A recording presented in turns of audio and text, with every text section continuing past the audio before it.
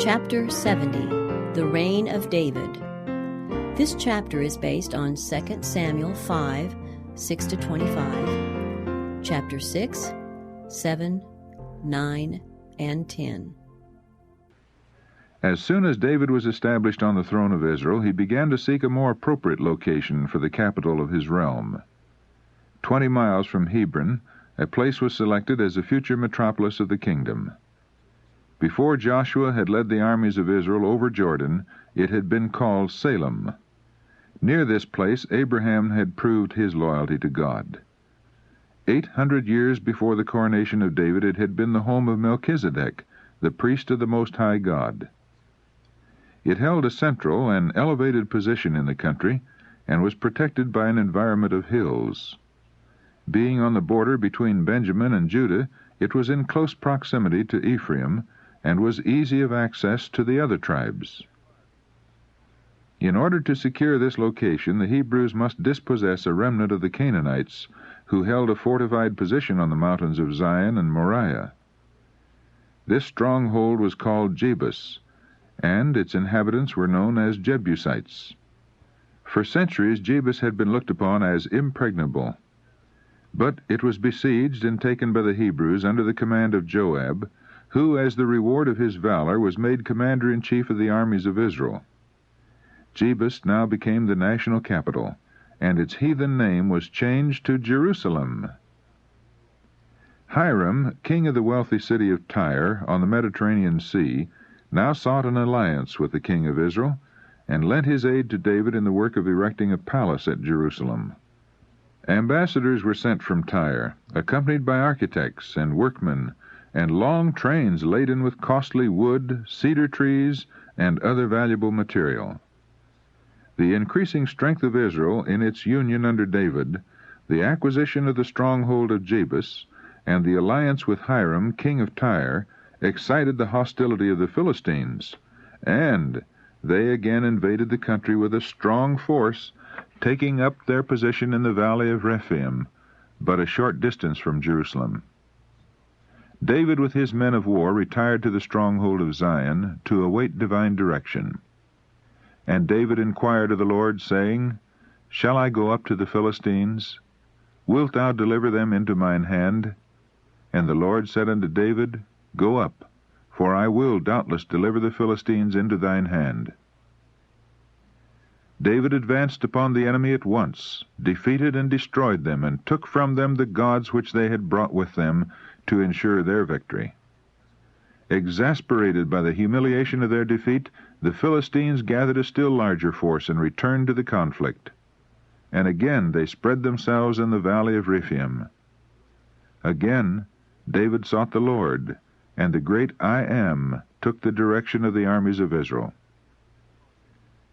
God instructed David, saying, Thou shalt not go up, but fetch a compass behind them, and come upon them over against the mulberry trees. And let it be, when thou hearest the sound of a going in the tops of the mulberry trees, that then thou shalt bestir thyself, for then shall the Lord go out before thee to smite the host of the Philistines. If David, like Saul, had chosen his own way, success would not have attended him. But he did as the Lord had commanded, and he smote the host of the Philistines from Gibeon even to Gazer. And the fame of David went out into all lands, and the Lord brought the fear of him upon all nations. 1 Chronicles chapter 14, verses 16 and 17. Now that David was firmly established upon the throne and free from the invasions of foreign foes, he turned to the accomplishment of a cherished purpose, to bring up the ark of God to Jerusalem. For many years the ark had remained at Kirjath-jearim, 9 miles distant, but it was fitting that the capital of the nation should be honored with the token of the divine presence. David summoned 30,000 of the leading men of Israel, for it was his purpose to make the occasion a scene of great rejoicing and imposing display. The people responded gladly to the call. The high priest, with his brethren in sacred office, and the princes and leading men of the tribes, assembled at Kirjath-jearim. David was aglow with holy zeal. The ark was brought out from the house of Abinadab and placed upon a new cart drawn by oxen, while 2 of the sons of Abinadab attended it. The men of Israel followed with exultant shouts and songs of rejoicing, a multitude of voices joining in melody with the sound of musical instruments. David and all the house of Israel played before the Lord, on harps and on psalteries, and on timbrels and on cornets, and on cymbals. It had been long since Israel had witnessed such a scene of triumph. With solemn gladness the vast procession wound its way along the hills and valleys toward the holy city. But when they came to Nachon's threshing floor, Uzzah put forth his hand to the ark of God, and took hold of it, for the oxen shook it. And the anger of the Lord was kindled against Uzzah, and God smote him there for his rashness, and there he died by the ark of God. A sudden terror fell upon the rejoicing throng. David was astonished and greatly alarmed, and in his heart he questioned the justice of God. He had been seeking to honor the ark as the symbol of the divine presence. Why then had that fearful judgment been sent to turn the season of gladness into an occasion of grief and mourning? Feeling that it would be unsafe to have the ark near him, David determined to let it remain where it was.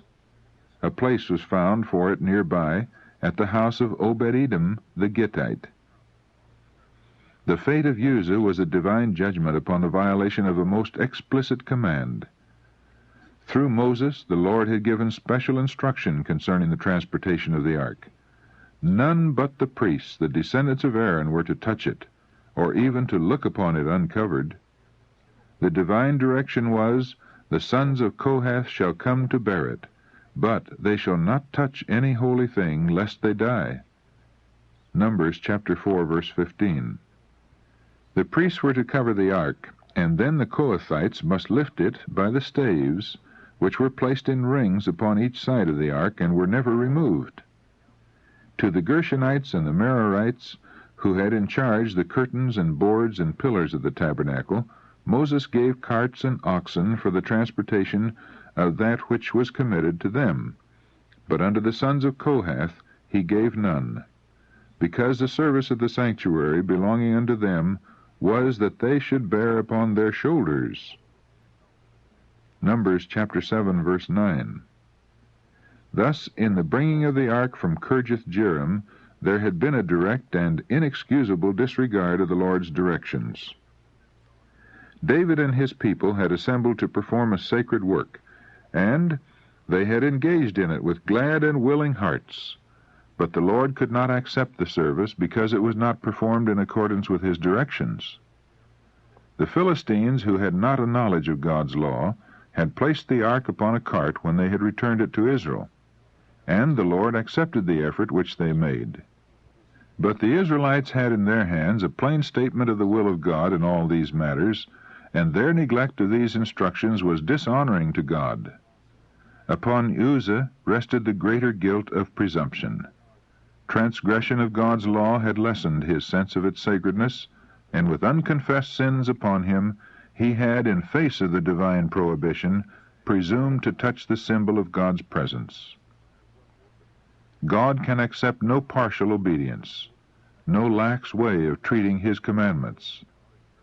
By the judgment upon Uzzah, he designed to impress upon all Israel the importance of giving strict heed to his requirements.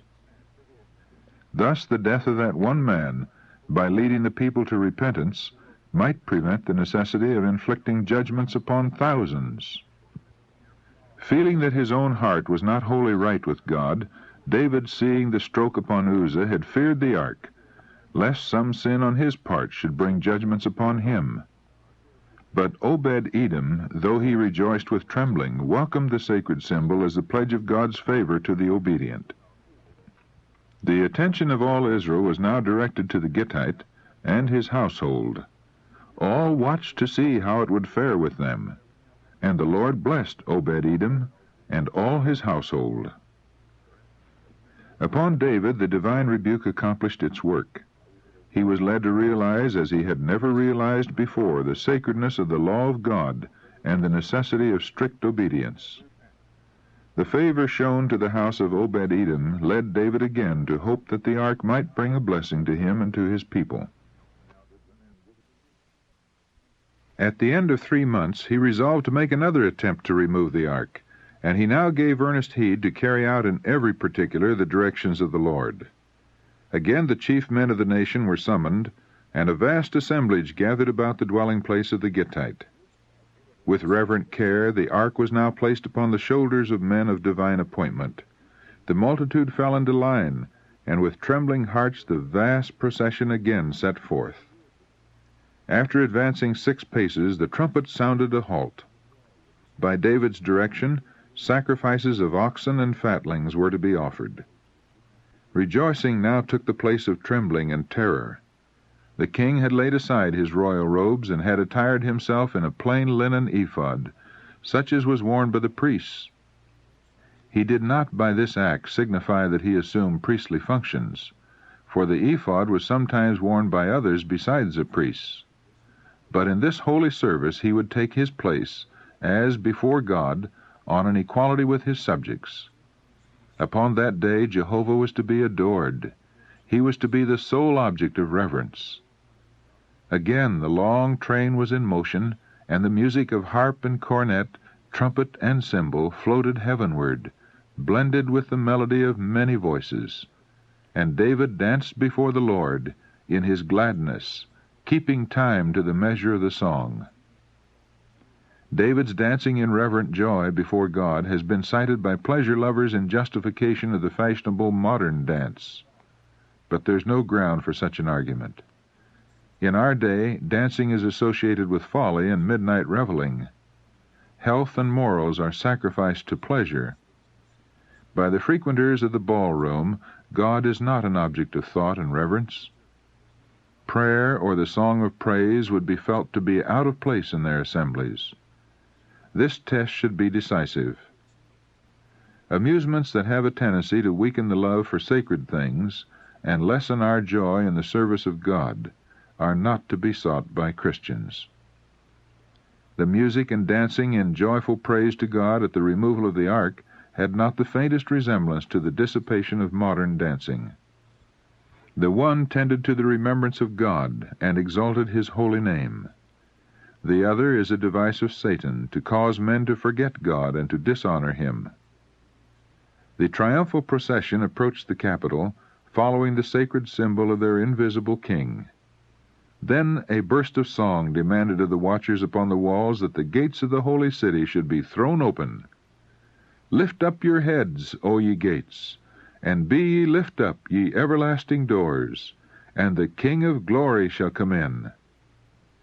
A band of singers and players answered, Who is this King of glory? From another company came the response, The Lord strong and mighty, the Lord mighty in battle. Then hundreds of voices uniting swelled the triumphal chorus, Lift up your heads, O ye gates, even lift them up, ye everlasting doors, and the King of glory shall come in. Again the joyful interrogation was heard, Who is this King of glory? And the voice of the great multitude, like the sound of many waters, was heard in the rapturous reply, The Lord of hosts, he is the King of glory. Psalm 24, verses 7 to 10. Then the gates were opened wide, the procession entered, and with reverent awe the ark was deposited in the tent that had been prepared for its reception. Before the sacred enclosure, altars for sacrifice were erected. The smoke of peace offerings and burnt offerings, and the clouds of incense, with the praises and supplications of Israel, ascended to heaven. The service ended, the king himself pronounced a benediction upon his people. Then with regal bounty he caused gifts of food and wine to be distributed for their refreshment. All the tribes had been represented in this service, the celebration of the most sacred event that had yet marked the reign of David. The spirit of divine inspiration had rested upon the king, and now, as the last beams of the setting sun bathed the tabernacle in a hallowed light, his heart was uplifted in gratitude to God that the blessed symbol of his presence was now so near the throne of Israel. Thus musing, David turned toward his palace to bless his household. But there was one who had witnessed the scene of rejoicing with a spirit widely different from that which moved the heart of David. As the ark of the Lord came into the city of David, Michal, Saul's daughter, looked through a window, and saw King David leaping and dancing before the Lord, and she despised him in her heart. In the bitterness of her passion she could not await David's return to the palace, but went out to meet him, and to his kindly greeting poured forth a torrent of bitter words. Keen and cutting was the irony of her speech. How glorious was the King of Israel today, who uncovered himself today in the eyes of the handmaids of his servants, as one of the vain fellows shamelessly uncovereth himself. David felt that it was the service of God which Michal had despised and dishonored, and he sternly answered, "It was before the Lord, which chose me before thy father, and before all his house, to appoint me ruler over the people of the Lord, over Israel. Therefore will I play before the Lord. And I will yet be more vile than thus, and will be base in my own sight. And of the maidservants which thou hast spoken of them shall I be had in honor." To David's rebuke was added that of the Lord. Because of her pride and arrogance, Michal had no child unto the day of her death. The solemn ceremonies attending the removal of the ark had made a lasting impression upon the people of Israel, arousing a deeper interest in the sanctuary service, and kindling anew their zeal for Jehovah. David endeavored by every means in his power to deepen these impressions. The service of song was made a regular part of religious worship, and David composed psalms, not only for the use of the priests in the sanctuary service, but also to be sung by the people in their journeys to the national altar at the annual feasts. The influence thus exerted was far-reaching, and it resulted in freeing the nation from idolatry. Many of the surrounding peoples, beholding the prosperity of Israel, were led to think favorably of Israel's God, who had done such great things for his people. The tabernacle built by Moses, with all that appertained to the sanctuary service, except the ark, was still at Gibeah. It was David's purpose to make Jerusalem the religious center of the nation. He had erected a palace for himself, and he felt that it was not fitting for the ark of God to rest within a tent. He determined to build for it a temple of such magnificence as should express Israel's appreciation of the honor granted the nation in the abiding presence of Jehovah their King. Communicating his purpose to the prophet Nathan, he received the encouraging response, "Do all that is in thine heart, for the Lord is with thee." But that same night the word of the Lord came to Nathan, giving him a message for the king. David was to be deprived of the privilege of building a house for God, but he was granted an assurance of the divine favor to him, to his posterity, and to the kingdom of Israel. "Thus saith Jehovah of hosts, I took thee from the sheepcote, from following the sheep, to be ruler over my people, over Israel. And I was with thee whithersoever thou wentest, and have cut off all thine enemies out of thy sight, and have made thee a great name, like unto the name of the great men that are in the earth. Moreover, I will appoint a place for my people Israel, and will plant them, that they may dwell in a place of their own, and move no more, neither shall the children of wickedness afflict them any more, as beforetime." As David had desired to build a house for God, the promise was given, "The Lord telleth thee that he will make thee a house. I will set up thy seed after thee. He shall build a house for my name, and I will establish the throne of his kingdom forever."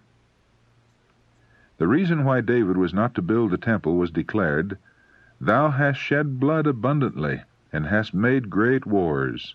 Thou shalt not build a house unto my name. Behold, a son shall be born to thee, who shall be a man of rest, and I will give him rest from all his enemies. His name shall be Solomon, peaceable, and I will give peace and quietness unto Israel in his days. He shall build a house for my name." 1 Chronicles chapter 22, verses 8 to 10. Though the cherished purpose of his heart had been denied, David received the message with gratitude. "Who am I, O Lord God," he exclaimed, "and what is my house, that thou hast brought me hitherto? And this was yet a small thing in thy sight, O Lord God. But thou hast spoken also of thy servant's house for a great while to come." And he then renewed his covenant with God. David knew that it would be an honor to his name and would bring glory to his government to perform the work that he had purposed in his heart to do, but he was ready to submit his will to the will of God. The grateful resignation thus manifested is rarely seen even among Christians. How often do those who have passed the strength of manhood cling to the hope of accomplishing some great work upon which their hearts are set, but which they are unfitted to perform? God's providence may speak to them, as did his prophet to David, declaring that the work which they so much desire is not committed to them. It is theirs to prepare the way for another to accomplish it. But instead of gratefully submitting to the divine direction, many fall back as if slighted and rejected, feeling that if they cannot do the one thing which they desire to do, they will do nothing. Many cling with desperate energy to responsibilities which they are incapable of bearing, and vainly endeavor to accomplish a work for which they are insufficient, while that which they might do lies neglected. And because of this lack of cooperation on their part, the greater work is hindered or frustrated. David in his covenant with Jonathan had promised that when he should have rest from his enemies, he would show kindness to the house of Saul. In his prosperity, mindful of this covenant, the king made inquiry, "Is there yet any that is left of the house of Saul, that I may show him kindness for Jonathan's sake?" He was told of a son of Jonathan, Mephibosheth, who had been lame from childhood. At the time of Saul's defeat by the Philistines at Jezreel, the nurse of this child, attempting to flee with him, had let him fall, thus making him a lifelong cripple. David now summoned the young man to court, and received him with great kindness. The private possessions of Saul were restored to him for the support of his household, but the son of Jonathan was himself to be the constant guest of the king, sitting daily at the royal table.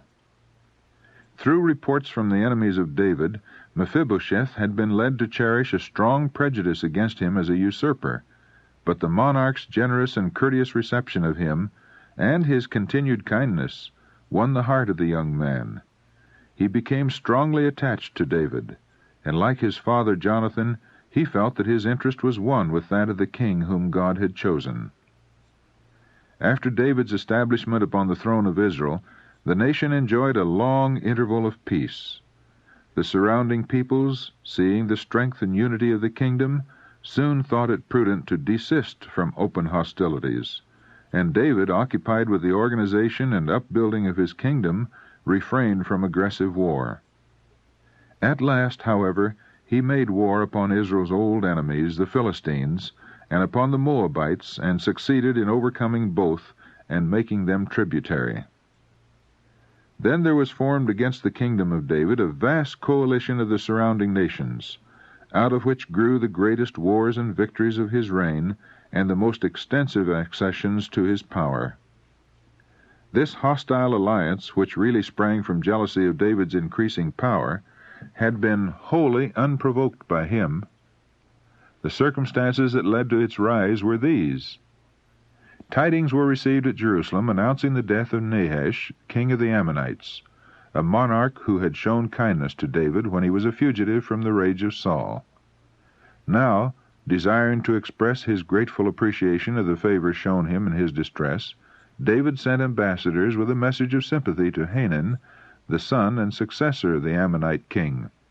Said David, "I will show kindness unto Hanun, the son of Nahash, as his father showed kindness unto me." But his courteous act was misinterpreted. The Ammonites hated the true God and were the bitter enemies of Israel. The apparent kindness of Nahash to David had been prompted wholly by hostility to Saul as king of Israel. The message of David was misconstrued by Hanun's counselors. They said unto Hanun their lord, Thinkest thou that David doth honor thy father, that he has sent comforters unto thee? Hath not David rather sent his servants unto thee to search the city, and to spy it out, and to overthrow it? It was by the advice of his counselors that Nahash, half a century before, had been led to make the cruel condition required of the people of Jabesh-Gilead, when, besieged by the Ammonites, they sued for a covenant of peace. Nahash had demanded the privilege of thrusting out all their right eyes. The Ammonites still vividly remembered how the king of Israel had foiled their cruel design, and had rescued the people whom they would have humbled and mutilated. The same hatred of Israel still prompted them. They could have no conception of the generous spirit that had inspired David's message. When Satan controls the minds of men, he will excite envy and suspicion, which will misconstrue the very best intentions. Listening to his counselors, Hanun regarded David's messengers as spies, and loaded them with scorn and insult. The Ammonites had been permitted to carry out the evil purposes of their hearts without restraint, that their real character might be revealed to David. It was not God's will that Israel should enter into a league with this treacherous heathen people. In ancient times, as now, the office of ambassador was held sacred. By the universal law of nations, it ensured protection from personal violence or insult. The ambassador, standing as a representative of his sovereign, any indignity offered to him demanded prompt retaliation. The Ammonites, knowing that the insult offered to Israel would surely be avenged, made preparation for war. When the children of Ammon saw that they had made themselves odious to David, Hanun and the children of Ammon sent 1,000 talents of silver to hire them chariots and horsemen out of Mesopotamia, and out of Syria-Makkah, and out of Zobah. So they hired 30 and 2,000 chariots, and the children of Ammon gathered themselves together from their cities and came to battle. 1 Chronicles chapter 19, verses 6 and 7. It was indeed a formidable alliance. The inhabitants of the region lying between the river Euphrates and the Mediterranean Sea had leagued with the Ammonites. The north and east of Canaan was encircled with armed foes, banded together to crush the kingdom of Israel. The Hebrews did not wait for the invasion of their country. Their forces under Joab crossed the Jordan and advanced toward the Ammonite capital. As the Hebrew captain led his army to the field, he sought to inspire them for the conflict, saying, Be of good courage, and let us behave ourselves valiantly for our people and for the cities of our God, and let the Lord do that which is good in his sight. 1 Chronicles chapter 19, verse 13. The united forces of the Allies were overcome in the first engagement.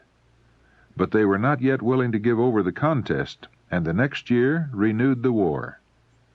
The king of Syria gathered his forces, threatening Israel with an immense army.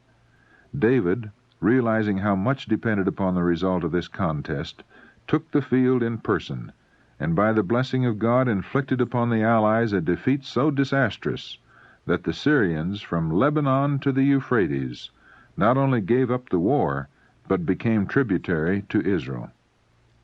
Against the Ammonites, David pushed the war with vigor until their strongholds fell, and the whole region came under the dominion of Israel.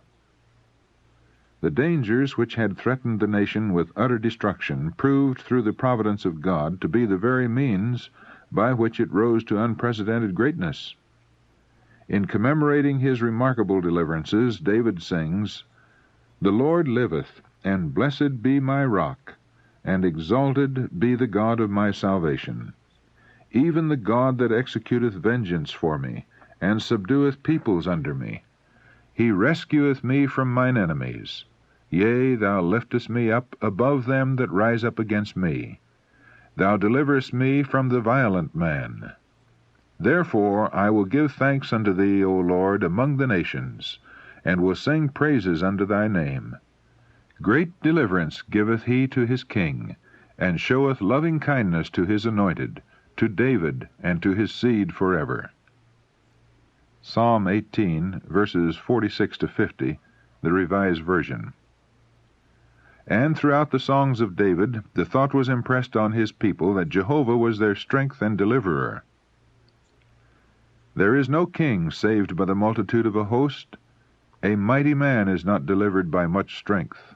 A horse is a vain thing for safety, neither shall he deliver any by his great strength. Psalm 33, verses 16 and 17. Thou art my king, O God. Command deliverances for Jacob. Through thee will we push down our enemies. Through thy name will we tread them under that rise up against us. For I will not trust in my bow, neither shall my sword save me. But thou hast saved us from our enemies, and hast put them to shame that hated us. Psalm 44, verses 4 to 7. Some trust in chariots, and some in horses, but we will remember the name of Jehovah our God. Psalm 20, verse 7. The kingdom of Israel had now reached in extent the fulfillment of the promise given to Abraham, and afterward repeated to Moses, Unto thy seed have I given this land, from the river of Egypt unto the great river, the river Euphrates. Genesis chapter 15, verse 18. Israel had become a mighty nation, respected and feared by surrounding peoples. In his own realm, David's power had become very great. He commanded, as few sovereigns in any age have been able to command, the affections and allegiance of his people. He had honored God, and God was now honoring him. But in the midst of prosperity lurked danger. In the time of his greatest outward triumph, David was in the greatest peril, and met his most humiliating defeat.